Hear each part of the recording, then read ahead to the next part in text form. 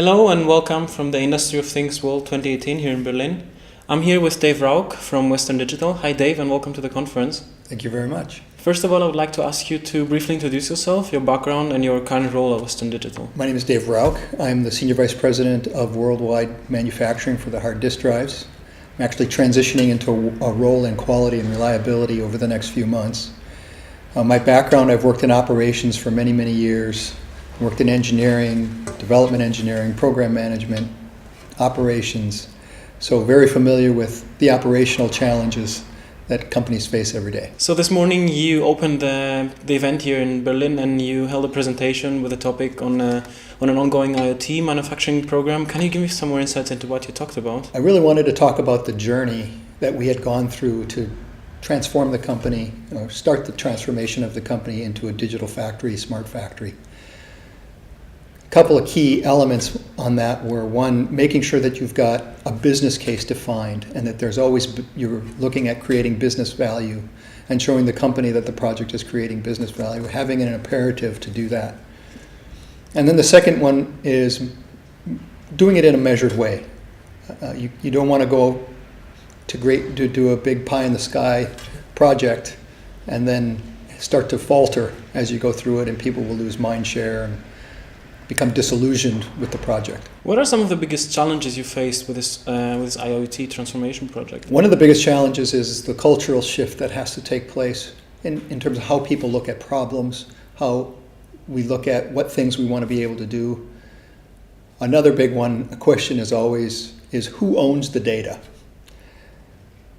The company owns the data, but a lot of times people are used to owning their own data. So one of the biggest cultural shifts is getting people to understand that we've got a broader goal here in mind that requires them to abide by certain rules or governance around the data and how it's going to be used. How do you see the most critical success factors in an organization with respect to the culture? I would say the first one is making sure that you have a shared vision. You need people to rally around a shared vision. You need people to buy into the fact that you're trying to achieve something that you wouldn't be able to achieve without doing this type of project.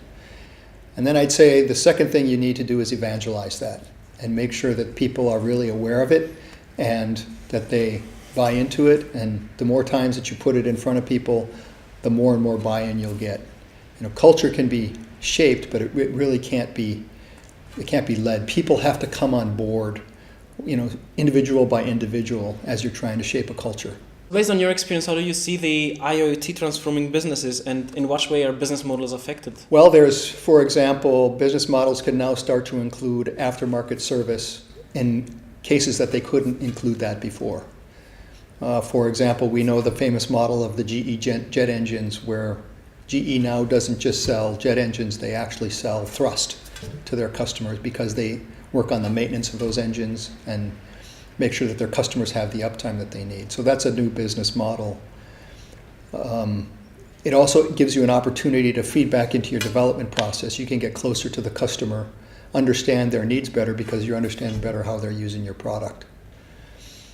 In some cases, it can allow you to move up the stack and sell a higher value add product to your customer. Well, thank you very much for your insights, which brings me to my last question. I wanted to ask you, what do you think of the conference? What are your first impressions? I would say there's a lot of energy here, and you know, people really looking at how they're going to take and adopt this in their own business.